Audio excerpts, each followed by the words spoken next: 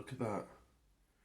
It's 3:30 as I get my fire going, and it's been a chilly day. So, before I lose all my body heat to the ambience, let's get a fire going. You want to know something that's annoying? Well, let's start off with the first thing. This morning, I began my study of citrus fruits and how they came about, because I was curious yesterday as in what's the difference between a clementine, satsuma and mandarin. Mandarins were one of the first fruits, one of the first, the core citrus groups as they call them, and along with the citron, not to be confused with the lemon, the pomelo, not to be confused with the grapefruit, and the mandarin, yeah. Satsumas, their variety, they are mandarins crossbred with the pomelo, with a bit of backbreeding with the pomelo, so they're a bit bigger and sweeter. The grapefruit, which I probably talked about before, was an accidental hybridization of the Jamaican sweet orange, crossbred with the shaddock, which was an anglicised name for the pomelo. As Captain Shaddock brought the pomelo from the Philippines to Jamaica. How's that one? Oh, okay, that's pretty good. Yeah, I'll burn that too. Yeah. Oh, that one's nice and burnt. Yeah, I'll have that. And yeah, that's bone dry. That can go in there as well. Yeah, good. I'll have to eat some more clementines. But the clementine, no, it is, I think, crossbred the tangerine and an orange. And that's the bit which annoys me, because I was reading about it and then something distracted me. And then the information is all in, so I'm going to have to reread about the clementine. And also today, it is Ash Day, so ashes went out. Oh yeah, that's my handy little creme brulee torch.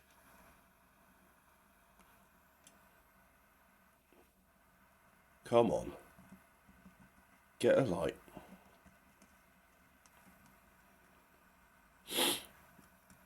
There we go.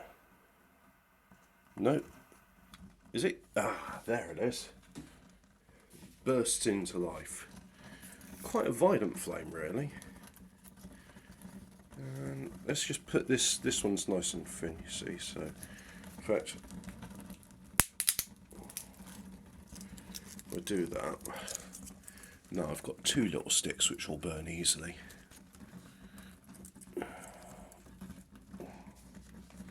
had a dream about my old doctor, GP I used to go to, and I was describing to him having difficulty walking, especially in the morning, and he was looking at my legs and he said, "Oh, I see what happens." And he looked at my knees and he said, "Yeah, this thing happens quite common in the knees, it's asymmetrical." So he was poking my kneecaps with I want to describe them as large knitting needles, and it hurt, but then I felt a lot better. So yeah, and I walked about with no difficulty today, despite how cold it is. And it must be below freezing where I am, as the pond and water butt they're not frozen over, but there's a skin of ice on the top. So let's get that on there. And oh, I think that's the cells in the lemon which haven't quite dried out, crackling.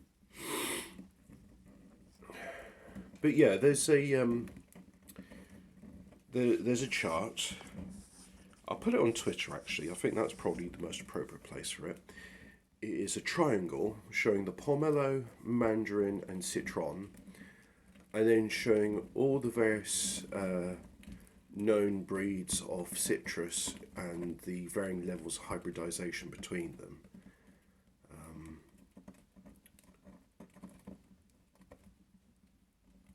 So I find very interesting because, yeah, the lemony fruits, the limes and what have you, are quite different to the others.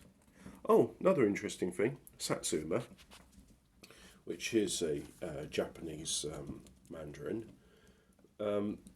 Excuse me.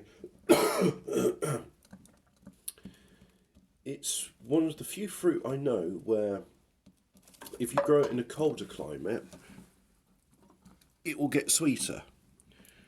Typically, the more sunshine you give the fruit, the more sugars it's able to produce. Compare, say, for example, strawberries in Scandinavia to strawberries in the Mediterranean. If you've had both fresh, you know what I mean.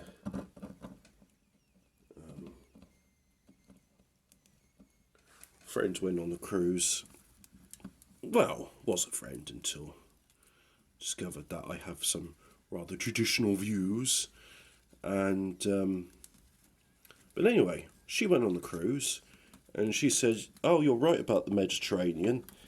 I had some strawberries when we had shore leave in Corsica, and oh, by the way, cruises sound like a prison. It's like, oh, I was granted shore leave. The captain said we can all disembark for a few hours.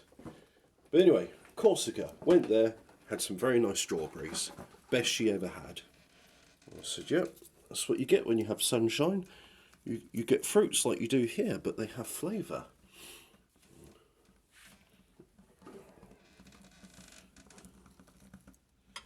Would you believe it? At one point, and in fact it still does it, but at one point England used to grow wine.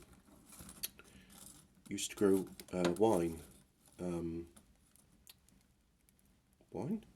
Used to have vineyards. The Romans planted them right up to Hadrian's Wall, whereas now the only vineyards I know are in Kent and Devon. And I've had Devon wine. It's very good.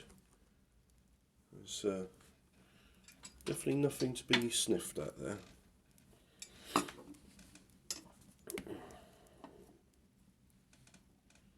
And plus, for all those people concerned about phytoestrogens, you don't get that in wine.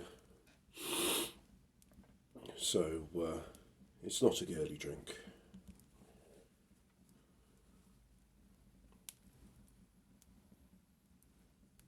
Mind you, with the sodium metabisulphide in it, gives me a headache.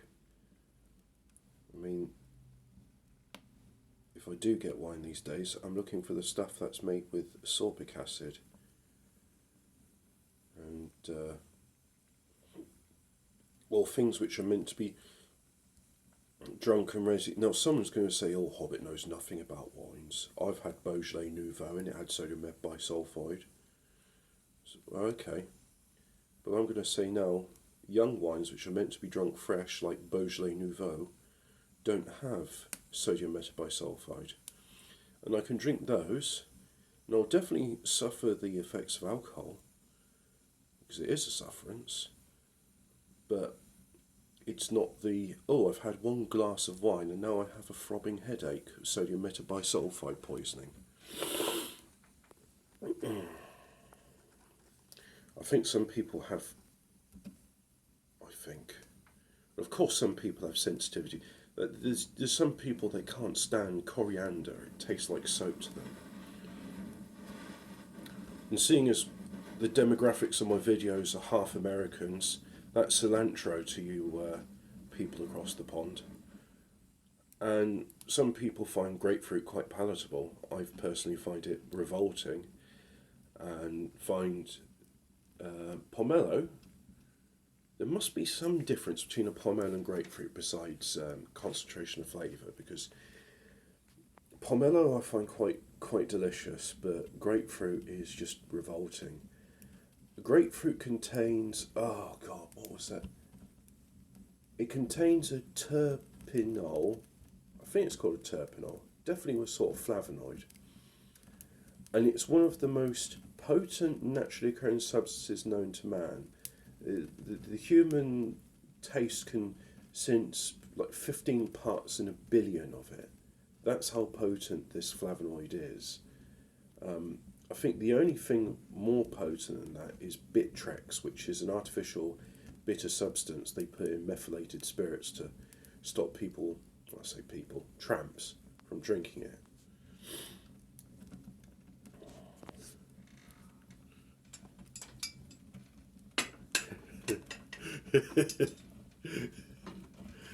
No. Also, you'll find surgical spirit in most countries. And I'm not telling you this to like, as if a alcoholic would be doing this, but anyway. Surgical spirit in most countries has been denatured. They put substances in it which are poisonous, so that you'll vomit, and I think one of those substances is Bitrex. However, because of the large number of hospitalizations for poisoning in Poland, it was decided it would just be, out of harm reduction, safer to just say, you know what, if somebody really wants to pay 50 zloty, or whatever, the Polish potato currency is, for a bottle of surgical spirit, we know they're going to drink it, so just give it to them, and this way we'll deal with the problems of alcohol poisoning and not artificial substance poisoning. So, pragmatic approach by the Polish there. Oh, maybe we should put sodium metabisulphide into our surgical spirit to preserve it. It's like, gee, if only there was something else in alcohol which could act as a preservative. I think it only really applies to beer and wine. When you're dealing with spirits, you'll have to excuse me, I'm tidying up as I go along. When you're dealing with beer and spirits, beer, wine and ciders, you need something besides the alcohol to preserve it. Or here's an idea, one which supermarkets hate. You make it fresh, you drink it fresh. I was having this argument with my friend with homebrewing, saying, why not just not use preservative? And he says, but what if I want to keep a bottle? It's like, or you could just drink it all. I mean, worst case scenario, you end up with malt vinegar. And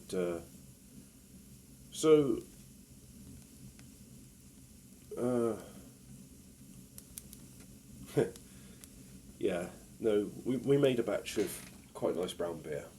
And then after that I decided to use the equipment to make a batch of cider. But not all, let's go harvest apples. No, early summer, and no apples to harvest, so I was just like, well, sod it. Go to Aldi, buy 30 litres of apple juice, and just put some cider yeast in there. And yeah, you end up with cider. But it is the most skunkiest, god-awful, most unpleasant cider one would have the misfortune of drinking. And there was no vitamin C, and there was no sodium metabisulphide. Well, I suppose actually there was sodium metabisulphide, because the ready-to-drink apple juice they have made from concentrate, that is got sodium metabisulphide. Chemistry with Hobbit. What is sodium metabisulphide, and why do brewers love it so?